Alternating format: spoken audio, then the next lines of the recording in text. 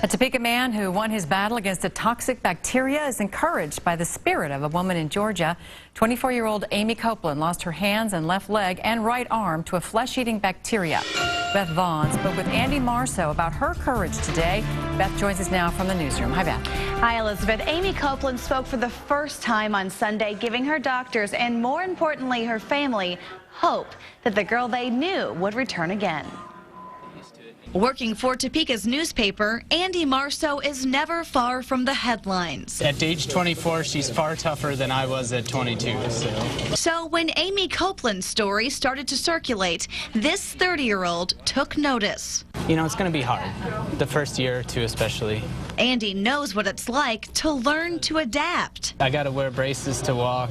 Meningococcal disease ate away at his toes, parts of his feet, and his hands. And also swiping a credit card. You wouldn't think of that, but it's hard to swipe it in and out of like your ATM machine or the gas pump. At one time, those limitations seemed like mountains. Today, they're molehills. When you could remember how easy stuff was before, then it was frustrating. But, you know, at this point, like I said, it's just not even part of my life. This is my life now. Andy thinks the same will be true for Amy Copeland, especially because of her ever-encouraging family. People say you use God as a crutch.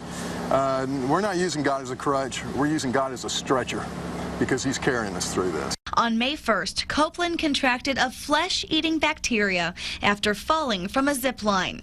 Losing several limbs helped to save her life. I think she's really going to adjust well. I really trust that's the case. Andy couldn't agree more. It's up here, you know. The first decision is to fight. The next is to learn to live again. The limitations you put on yourself are mostly what limits you when you do have a disability.